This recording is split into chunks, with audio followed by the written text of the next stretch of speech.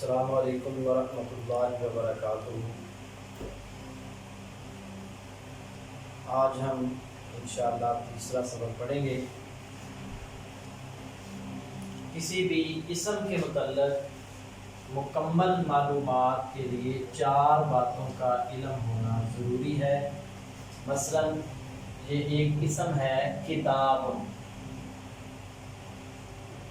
اس کے بارے میں 4 باتوں کا علم ہوگا تو ہم اس کا صحیح ترجمہ کر سکتے ہیں۔ وہ 4 باتیں یہ ہیں کہ یہ کتاب جنس کے اعتبار سے کیا ہے، نمبر 2 عدد کے اعتبار سے کیا ہے، نمبر 3 وسعت میں کیا ہے، اور نمبر 4 اس کی اعرابی حالت کیا ہے۔ کسی بھی اسم کے متعلق یہ 4 باتوں کا علم ہونا ضروری ہے۔ اگر ان باتوں کا علم ہوگا تو پھر ہم صحیح معنوں کے اندر کتاب ان کا ترجمہ کر سکتے ہیں۔ تو ایک ایک کر کے ہم یہ سب چیزیں پڑھیں گے۔ سب سے پہلے نمبر پر ہے جنس۔ جنس سے مراد یہ ہے کہ اسم کے متعلق یہ جاننا کہ مذکر ہے کہ مؤنث۔ جنس کے اعتبار سے اسم کی 2 قسمیں ہیں، مذکر اور مؤنث۔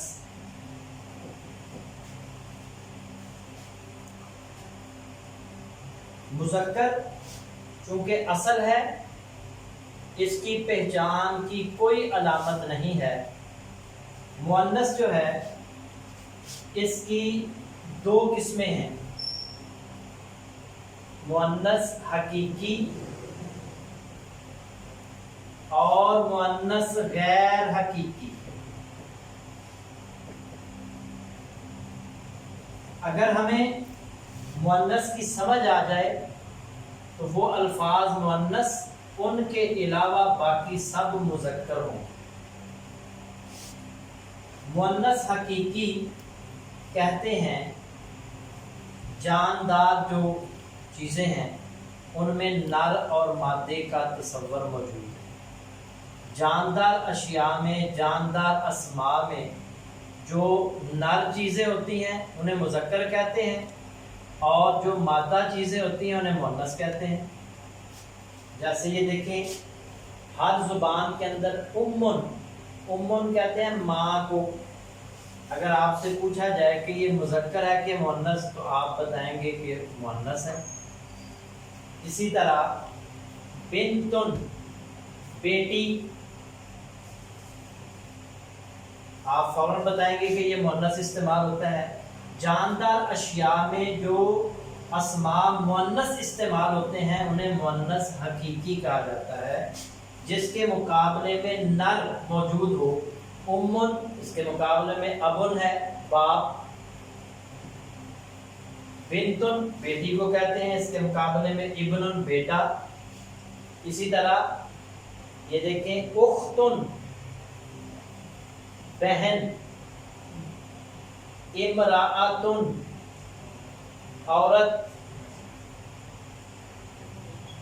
بقرۃ گائے۔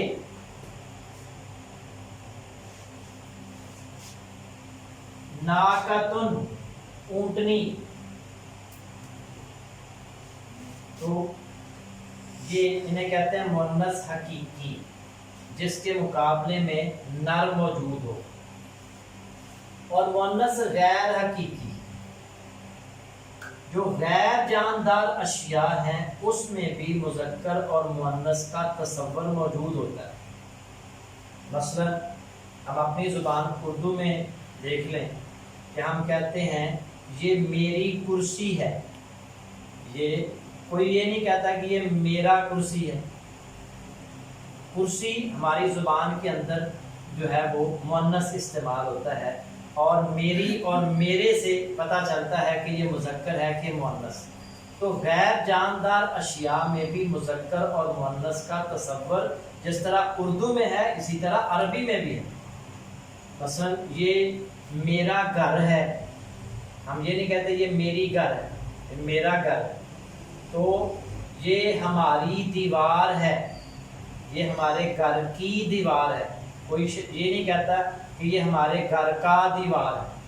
تو اسی طرح عربی زبان میں بھی جو غیر جاندار اشیاء ہیں ان میں بھی مذکر اور مؤنث کا تصور موجود ہوتا ہے، اور مؤنث غیر حقیقی کی آگے دو قسمیں ہیں جو غیر جاندار اشیاء ہیں، اس میں ایک مؤنث قیاسی اور دوسرے کو کہتے ہیں مؤنث سمائی۔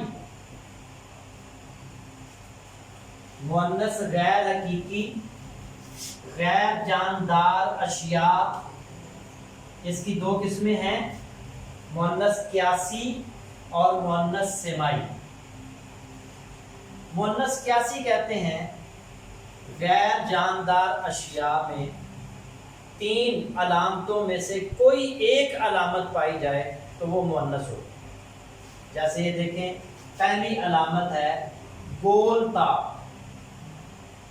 یہ جس لفظ کے آخر میں گول تا ہو وہ مؤنث ہوگا۔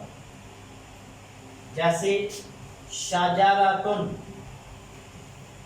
کیا معنی ہے اس کا؟ درخت، شجرۃ درخت، الساعۃ گھڑی، مروحۃ پنکھا۔ تو یہ گول تا جو ہے یہ مؤنث کی علامت ہے، جس لفظ کے آخر میں گول تا ہو وہ مؤنث قیاسی ہوگا، غیر جاندار اشیاء۔ یہاں دیکھیں باقاراتن کے آخر میں بھی گول تا ہے مگر یہ مؤنث حقیقی ہے، اور یہ اگر ایسے الفاظ کا معنی ہمیں آ جائے تو ہمیں فوراً پتہ چل جائے گا کہ یہ مذکر ہے کہ مؤنث۔ جو غیر جاندار اشیاء ہیں اس میں پہلی علامت یہ ہے گول تا، جس لفظ کے آخر میں گول تا ہوگی وہ مؤنث ہوگا۔ نمبر 2، الف مکسورہ، جس لفظ کے آخر میں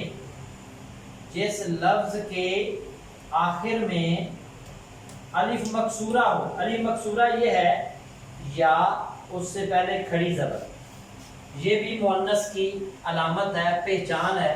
جیسے یہ دیکھیں کبریٰ، صغریٰ، پہلے لوگ اپنی بچیوں کے نام کبریٰ رکھتے تھے، بڑی بچی ہونی تو اس کا نام رکھ دینا کبریٰ اور چھوٹی کا نام رکھنا صغریٰ۔ تو یہ یا سے پہلے کھڑی زبر، یہ بھی اس طرح کے جتنے بھی الفاظ ہوں گے وہ بھی مؤنث ہوں گے، ٹھیک ہے؟ کبریٰ، صغریٰ، اخریٰ۔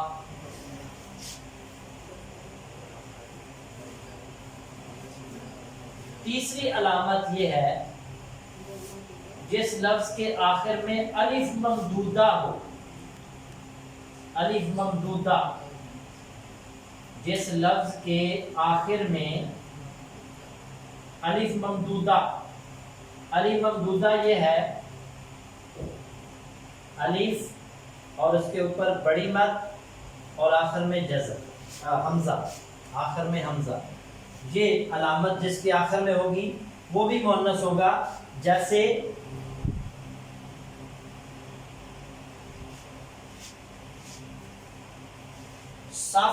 صفراء، بیضاء، سفید اور زرد۔ یہ دیکھیں آخر میں الف ممدودہ ہے، اس میں بھی آخر میں الف ممدودہ ہے، اور اس میں یاد رکھنا ہے کہ الف ممدودہ سے پہلے کم از کم 3 حرف ہوں، کم از کم 3 حرف ہوں گے تو وہ مؤنث ہوگا، اگر اس سے کم ہوں گے تو وہ مؤنث نہیں ہوگا۔ جیسے یہ دیکھیں ماء، پانی کو کہتے ہیں، اور یہ بھی اس کے آخر میں الف ممدودہ ہے مگر یہ مذکر استعمال ہوتا ہے کیونکہ الف ممدودہ سے پہلے ایک حرف الف ممدودہ سے پہلے کم از کم 3 حرف ہوں گے. یہ دیکھیں را فا صاد ضاد یا با 3 حرف ہیں. تو یہ جب مؤنث ہوگا اگر 1 یا 2 حرف ہوں گے تو وہ مؤنث نہیں ہوگا. تو یہ آج کا ہمارا سبق ہے. مؤنث سمائی کے بارے میں ہم انشاءاللہ اگلی کلاس میں پڑھیں گے. اور پھر ایک دفعہ سن لیں, کسی بھی اسم کے متعلق مکمل معلومات کے لیے 4 باتوں کا علم ہونا چاہیے. مثلا کتاب ایک اسم ہے, یہ جنس میں کیا ہے, عدد میں کیا ہے, وسعت میں کیا ہے اور اس کی اعرابی حالت کیا ہے. یہ 4 باتیں جاننا ضروری ہیں. جنس سے مراد یہ ہے اسم کے بارے میں یہ جاننا کہ یہ مذکر ہے کہ مؤنث ہے. اور مؤنث جو ہے اس کی 2 قسمیں ہیں, مؤنث حقیقی اور مؤنث غیر حقیقی. جاندار اشیاء میں جو چیزیں مؤنث استعمال ہوتی ہیں انہیں مؤنث حقیقی کہا جاتا ہے. اور غیر جاندار اشیاء میں بھی مذکر اور مؤنث کا تصور ہر زبان میں موجود ہوتا ہے. تو غیر جاندار اشیاء میں اس کی 2 قسمیں ہیں, مؤنث قیاسی اور مؤنث سمائی. اور مؤنث قیاسی کی 3 علامتیں ہیں, ان میں سے کوئی ایک علامت جس میں پائی جائے گی وہ مؤنث ہوگا, باقی سب مذکر ہوں گے. گولتا آخر میں, یا الف مقصورہ آخر میں, یا الف ممدودہ آخر میں. ان تینوں علامتوں میں سے کوئی علامت جس لفظ میں پائی جائے گی وہ مؤنث ہوگا اور باقی سب مذکر ہوں گے. وآخر دعوانا الحمدللہ.